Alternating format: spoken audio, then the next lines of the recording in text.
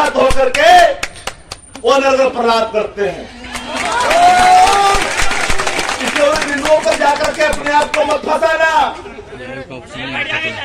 याद रखो, चुनाव संपन्न हुए, 28-30 साल का युवा बिहार को एजेंडे पे लाके खड़ा किया। न यहां नफरत थी, न धर्म था, न गोहत्या था, न लव जिहाद था, न 3 तलाक था। हमारे जो एजेंडे थे, समान काम का समान वेतन। हमारे एजेंडे थे 10 लाख लोगों को पक्की नौकरी। हमारे एजेंडे थे सिंचाई, कमाई, दवाई, पढ़ाई, करवाई और सुनवाई थी।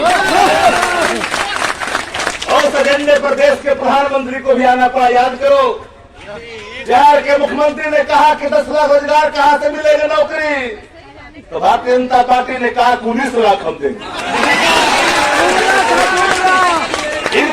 इनके जवान पर ऐसा करारा तमाचा,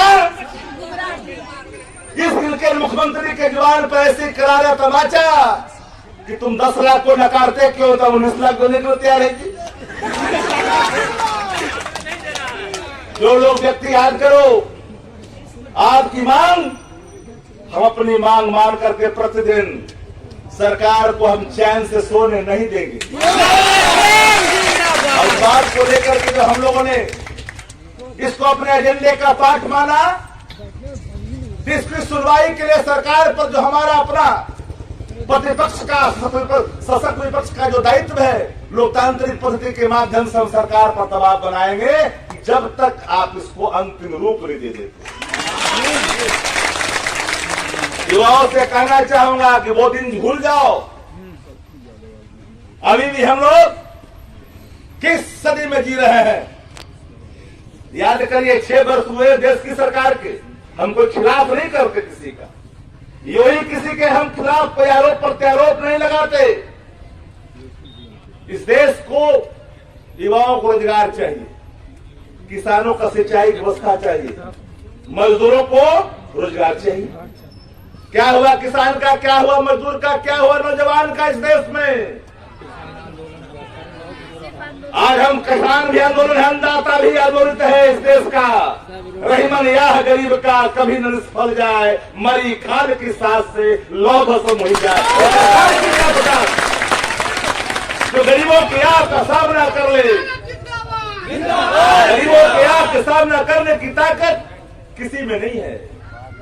रहीम बड़े उम्दा किस्म के कवि हैं, उन्होंने बातों को उद्धृत किया है पंक्तियों में, जिसकी चर्चा जिसको मैंने कह करके आपको बताया। गरीब से पंगा मत लेना, बेरोजगारों से पंगा मत लेना, इनके निवाले का इंतजाम अगर आपके दायित्व बनता है। आपने सुबुगाहट क्यों की, आपने अभ्यावेदन क्यों लिया, आपने तारीख क्यों तय की?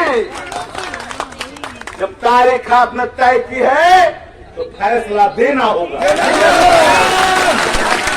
कार्य करके हम मीनाक्षी सोसादवी जैसे फिल्मकार तो नहीं है, हम वो नहीं है सनी देओल की तारीख पे तारीख, तारीख पे तारीख, तारीख पे तारीख। हम उन तारीखों पर सुनवाई चाहते हैं। दामनी में है ना, तो हम तारीखों पर सुनवाई चाहते हैं। 94,000 अभ्यर्थियों ने जो अपने अभ्यावेदन के माध्यम से अपने चयन का मांग पत्र आपके सामने रखा, सारी अर्हताओं को पूरा करते हुए जिन प्रक्रियाओं के अधीन होकर के हमने सारी अर्हताओं को पूरा किया है, अब नियुक्ति देने का बारी आया है। अब टाल मटोल नीतियां इस राज्य के अंदर में नहीं चलेगी। हमने कहा था खरमास के बाद याद रखिएगा, खरमास तक हम लोगों ने किसी प्रकार का प्रतिकार नहीं करने का निर्णय लिया, लेकिन अब खरमास खत्म हो गया। 14 तारीख को चूड़ादही के बाद नए दिन का उदय भी हो गया।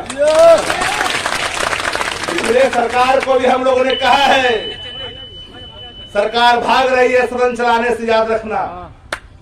1.5 महीने का बजट सत्र होता है, 4 दिन में समाप्त करना चाहती है। ग्लोटिन के माध्यम से सारे मुखबंद के माध्यम से सारे विभागों का अनुदान मांग पास कराना चाहते हैं। हम लोग इस सदन के सदस्य रहे हैं, हम लोग सरकार चलाया है, हम लोग क्रिया प्रक्रिया को जानते और समझते हैं। आसानी से कोई चाहे भाग जाना, हम लोग मजबूर करेंगे, मुख्यमंत्री आवाज से निकलने तक नहीं देंगे। हमारे नेता इन चीजों को लेकर के लगातार आगाह किया है कि लोकतंत्र में लोकतांत्रिक प्रक्रिया होनी चाहिए, लोकतंत्र में लोकराज होना चाहिए। जो लोकराज की बात करने वाले लोग आज लोकराज को तिजलांजलि देकर के न जाने कितने अतिवार्ता के अंतिम दहलीज पे खड़े होकर के पश्चाताप किया, आंसू बहाते हैं और साष्टांग होकर के गुलामी करने के लिए मजबूर है। जो कल तक कहते थे कि मैं किसी कीमत पर किसी की अतिवार्ता को स्वीकार नहीं कर सकता, आज बिहार का मुख्यमंत्री भारतीय जनता पार्टी के आगे घुटने टेक करके और सभी चीजों को स्वीकार कर रहे हैं जो स्वीकार न करने की कसमें खाई थी। जो अपने वचनों पर, जो अपने मूल्यों पर सरकार चलाने के लिए स्वांग रचते थे, आज कहीं न कहीं साष्टांग दिखाई पड़ रहे हैं।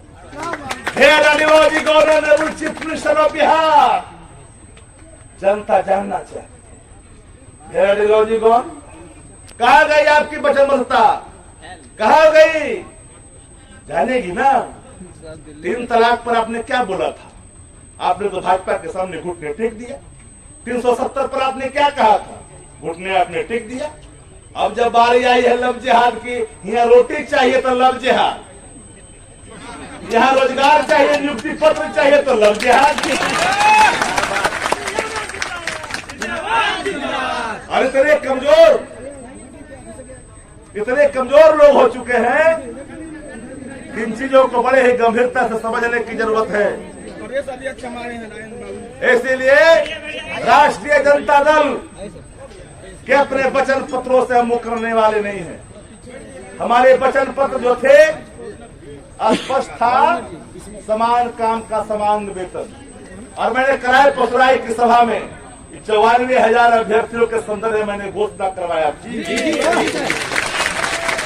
मुझे तारीख याद है, भले ही उनको तारीख याद हो न हो, सबको याद है, हमें वो तारीख भी याद है। इस तारीखों को हम टालने का जो प्रयास है सरकार को, हम नहीं सफलीभूत होने देंगे। ये तारीख को निर्णय में बदलना होगा। ऐसा नहीं है कि तारीख पे तारीख देने के बाद इरादे बदल जाएंगे, प्रक्रियाएं बदल जाएंगी। प्रक्रिया ही वही होगा। इसलिए आपके मांगों के साथ, आपके आंदोलन के साथ हम लोगों ने दोबारा नेता के परमिशन किया। इसलिए नेता के जो है दिलों में आप बसते हैं। आने वाले समय में निश्चित रूप से सदन के माध्यम से हम लोग सरकार को घेरने का काम करेंगे और आपकी आवाजों को हमेशा बुलंद करने का काम करेंगे। हम लोग जब भी पिछले सदन में थे, लगातार आपके नियोजित शिक्षक के सवालों को लेकर सदन में, चाहे ध्यान आकर्षण के माध्यम से हो, सुनकाल के माध्यम से हो, चाहे तारांकित के माध्यम से हो, आपकी आवाजों को हमेशा बुलंद करने का काम किया है।